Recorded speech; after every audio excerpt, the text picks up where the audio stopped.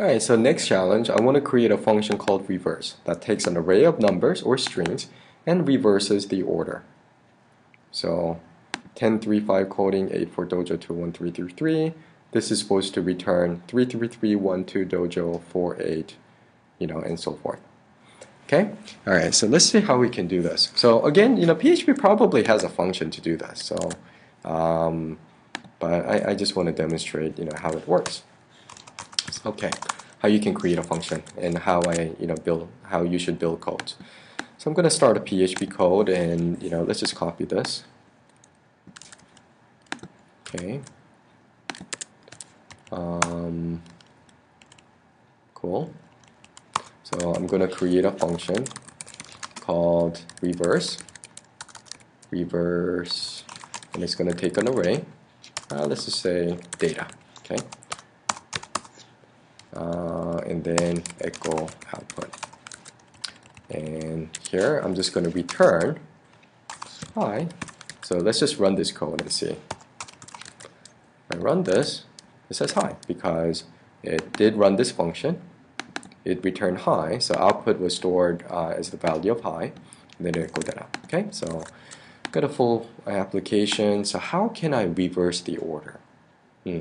Probably have to use a for loop. So how could I use for loop to spit out the reverse order? So I'm going to create another variable, and so this is newly rearranged array, and that's a variable that's going to store multiple information. Okay, and then I'm going to do a for loop. So usually, this is what you would see for each count data I++. Okay, so let's just run this and see. Okay, let's delete this for now, and then if I echo data I, this is going to print out the value, okay, in data 0, and then data 1, data 2, and so forth. Okay, so what if I do this? What if instead of going from 0, I actually start backward? So I do initially set that as the count, okay, and then this is not going to work, but I'm going to show you, and run it as long as I is greater than 0, and then instead of incrementing the value, lower it, or just do I minus 1. Okay, so do I minus 1 and then save that as 1. Okay, so if I do this, okay, in defined offset, forget about this for now, but look at this, it kind of reversed the order. It said 333, 1, 2, and it replaced the order. But remember that the last one, that's, there are 10 arrays, 10 values in that array, but there's no such thing as data 10. The last element is data 9, right? And the first element is data 0. So instead of doing count is equal to data minus 1, data, let's just do count data minus 1. So it would actually start at 9 in this case. And then, as long as it's greater than negative 1. Okay, so if I do this, then it gets all of the elements. Okay, I can also do I is, I break. And then I can add a break statement to count. And a semicolon. Okay. Alright, so I is 9 and then 8 and so forth. See? Okay. Alright, so I hope that makes sense. So now what I will do is, now that I am able to get it in the back order, I guess I can leave that, but I can say, hey, okay, for in this array, I'm going to store the information in data I. And then I'm going to return this newly arranged array.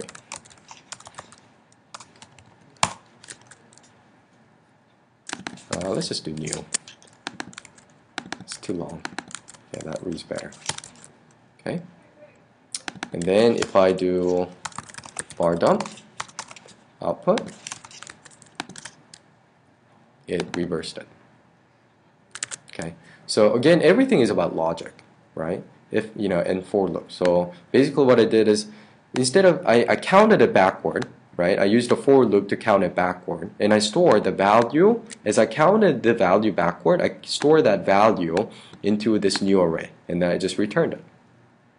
So it works. Alright, so you just got to be tricky. You got to use logics like this, for loops.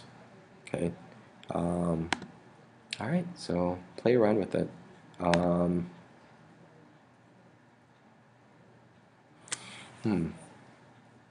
Let's do another something interesting. What if it was a string, I wanted to reverse the order of the string. So instead of coding, I wanted it to return, let's say, GNIDO capital C. Okay, and that's really easy too. So all I need to do is when I check the data, if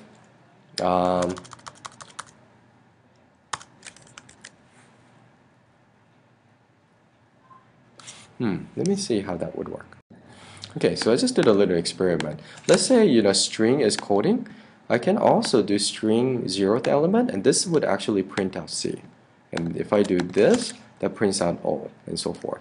So this is a little bit more advanced than what I wanted to do. But so let's do this. If there's a function called numeric, if data I is numeric, then we just save it. Okay. Then we save it. Else, if it is not numeric, this means it's a string. Then what I want to do is I want to do another for loop, and I want to do something very similar to this. Okay, but I'm going to set that as count j. And then I'm going to take data I. Okay, no, maybe to make it easier to understand, we'll do string is equal to data I. Okay, so we're going to do count of string minus 1. So we're going to count it backward again. And then make sure we set that as j.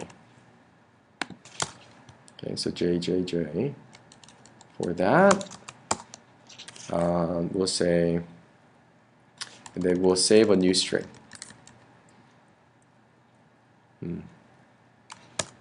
So new string, we're just initially going to have it be a new empty string, and we'll say new string is now new string, and then add string j, right?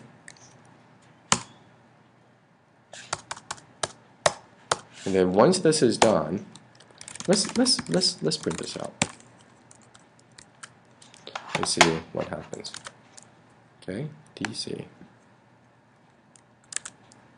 Okay, new string is equal to new string dot string j.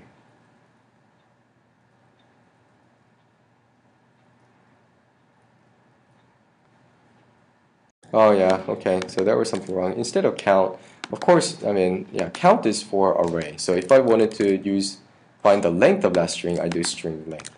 Yeah, I was wondering why that wasn't working. Okay, so I do string length, and then if I do it, see how it kind of reverses the order? Okay, so I do that. I mean, play around with this. I'm not going to spend too much time, but use var dump and use echo statements to see see if you can understand this.